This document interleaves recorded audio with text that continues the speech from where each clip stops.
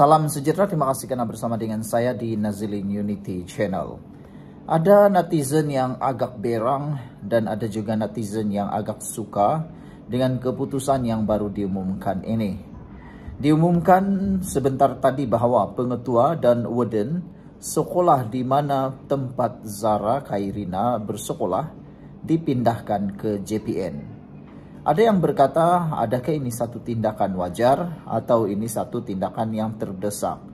Walau bagaimanapun, tindakan segolongan sekumpulan manusia, sekumpulan orang yang ingin membuat himpunan di hadapan sekolah, itu satu tindakan yang benar-benar tidak wajar. Kerana tindakan itu tidak akan dapat mengembalikan apa yang sudah berlaku.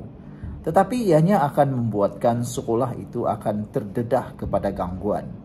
Khususnya para pelajar yang ingin menduduki peperiksaan SPM tak lama lagi. Bayangkan bagaimana terdedahnya pelajar-pelajar itu kepada gangguan, seakan-akan satu rusuhan. Diharapkan himpunan di hadapan sekolah itu tidak diteruskan.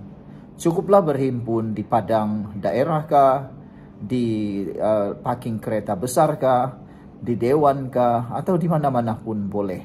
Tapi untuk melakukan himpunan di sekolah, itu hanya satu tindakan yang bodoh dan sia-sia. Lagi pula, tindakan seperti itu kelihatan seperti satu tindakan yang membelakangi ketentraman awam. Apabila mereka lakukan itu, akan menyebabkan gangguan kepada anak-anak. Patutnya ibu bapa menghalang perbuatan itu. Kalau benar mereka nak memperjuangkan, lakukanlah di tempat yang tepat dengan perkara yang tepat. Hari ini apabila Kementerian Pendidikan Malaysia akan menempatkan sementara peguam penolong kanan hal ehwal murid dan semua warden SMK Tun Datu Mustafa di Jabatan Pendidikan Negeri Sabah JPN, ramai orang yang sebenarnya sangat bersetuju dengan tindakan ini. Walau bagaimanapun ada juga orang yang agak sedikit biadab apabila mengatakan ini adalah balasan kepada mereka. Betulkah ini hukuman? Betulkah ini satu balasan kepada mereka? Saya rasa ini bukan satu balasan, bukan juga satu hukuman. Tetapi sebagai satu langkah untuk lebih membiarkan siasatan ini berjalan dengan telus, siasatan ini berjalan dengan baik. Ada ramai orang yang menambah, kata mereka, perlu dipecat. Tapi pada pendapat saya, tidaklah adil untuk memecat kalau belum ada keputusan yang penuh. Netizen juga haruslah berfikir secara wajar. Janganlah terlalu mengikut emosi. Kita tunggu keputusan. Kementerian Pendidikan dalam satu kenyataan memaklumkan keputusan itu diambil susulan pengumuman pihak polis bahwa pasukan petugas khas telah pun mengambil alih dalam siasatan itu, yaitu petugas khas daripada Bukit Aman. Bagaimana pula pendapat anda semua? Tindakan membuatkan provokasi seperti ini adalah tidak wajar. Tindakan provokasi terhadap sekolah juga adalah tidak wajar. Kita memang sama-sama mahukan kebenaran. Kita memang sama-sama mahu ada satu tindakan, ada satu keputusan yang tuntas dapat diperoleh. Kita mau ada satu keputusan dan juga dapatan pengumuman yang lebih tuntas, tapi tidaklah sampai menyerang sekolah, tidaklah sampai berhimpun di hadapan sekolah. Tahukah kamu bahawa apabila itu semua berlaku, itu akan menyebabkan banyak gangguan terhadap pembelajaran para pelajar dan sekolah. Paling terjejas ialah apabila SPM yang menjelang tiba. Pengetua dan warden serta siapa yang terlibat ini juga pasti telah pun terjejas. Kita harapkan semuanya berjalan dengan lancar tanpa ada insiden yang lebih membuatkan perkara ini menjadi lebih panas dan tular. Paling penting saudara-saudara sekalian, kita mahu supaya jangan ikut emosi.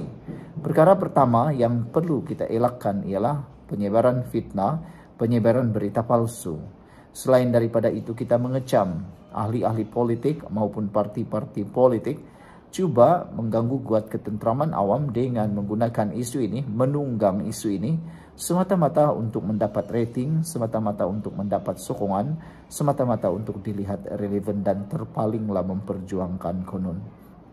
Dan kita juga tidak mahu pempengaruh-pempengaruh sosial kononnya mereka lah terpaling mengambil perhatian, tapi sebenarnya mereka menyebar fitnah yang tidak tentu-tentu. Kita ucapkan tahniah kepada Kementerian Pendidikan Malaysia yang telah mengambil keputusan yang amat penting. Salam sejahtera, terima kasih karena bersama dengan saya di Nazilin Unity Channel. Ini kejutan paling besar di mahkamah hari ini. Akhirnya Najib menang juga. Apakah kemenangan Najib di dalam kes mahkamah hari ini? Pertama sekali, kes kemenangan ini menunjukkan Anwar Ibrahim tidak campur tangan dalam kes mahkamah. Ini menunjukkan bahwa berlaku transformasi, reformasi institusi dalam bidang mahkamah. Tiada campur tangan Anwar, tiada campur tangan daripada mana-mana pihak, sehingga menyebabkan Najib dapat hak beliau. Jadi selama ini ada orang yang kata Anwar Ibrahim campur tangan, semuanya itu adalah pembohongan semata-mata.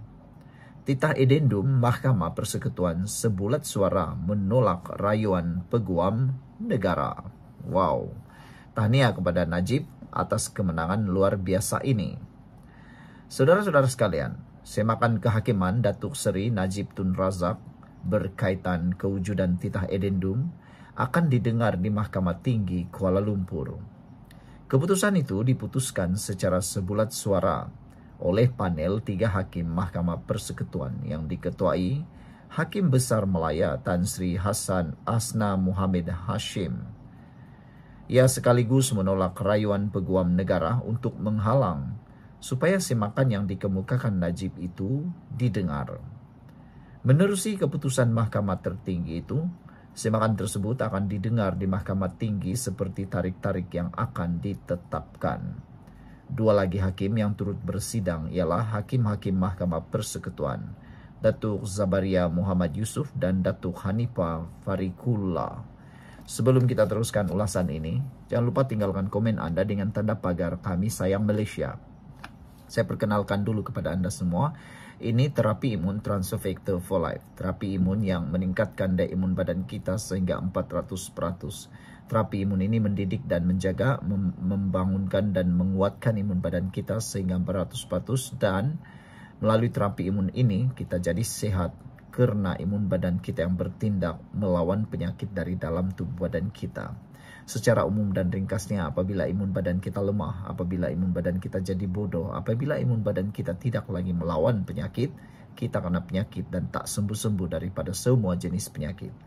Tetapi dengan peningkatan daya imun badan, dengan kekuatan imun badan kita boleh lawan penyakit, menghapuskan semua jenis penyakit melalui akar penyakit yang dihapuskan oleh imun badan kita sendiri.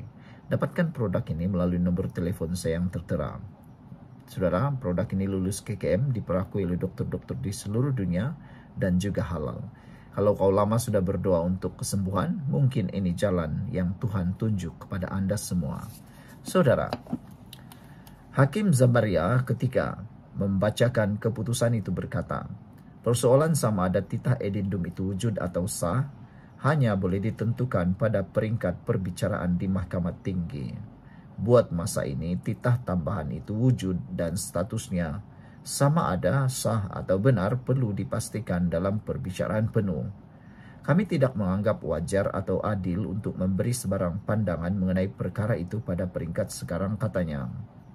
Pada 9 Julai lalu, panel berkenaan selesai mendengar hujahan Peguam Negara Tan Sri Muhammad Dusuki Mokhtar dan Peguam Kanan Persekutuan Samsul Bol Hassan serta Peguam Tan Sri Muhammad Safi Abdullah yang mewakili Najib. Ia bagi memutuskan sekiranya rayuan Peguam Negara ditolak, semakan itu akan diteruskan di Mahkamah Tinggi. Namun jika rayuan dibenarkan, hasrat Najib untuk meneruskan semakan hak kehakiman itu bagi mendapatkan perintah Mendamus supaya menjalani baki hukuman penjara di rumah akan berakhir. Dalam prosiding tersebut, ketika berhujah, Muhammad Safi antara lain menyatakan bahawa Peguam Negara sepatutnya berterus terang dari awal bahawa titah edendum berkenan wujud. Hujah beliau, Peguam Negara sewajarnya melaksanakan kewajipan secara jujur duty on counter pada peringkat prosiding, namun Mahkamah Tinggi sebaliknya bertindak membantah kebenaran semakan kehakiman yang dikemukakan Najib. Anak guam saya sudah bertindak sewajarnya untuk mendapatkan pengesahan mengenai kewujudan dokumen berkenaan. Malah dokumen itu hanya diperoleh oleh anak beliau, Datuk Muhammad Nizar, selepas Mahkamah Tinggi membuat keputusan menolak permohonan semakan, katanya lagi. Sementara itu, Muhammad Dusuki dalam hujahnya berkata Najib dan anaknya Muhammad Nizar tidak mengemukakan bukti munasabah berkaitan kewujudan titah edendum, walhal berpeluang berbuat demikian di peringkat permohonan kebenaran semakan kehakiman di Mahkamah Tinggi.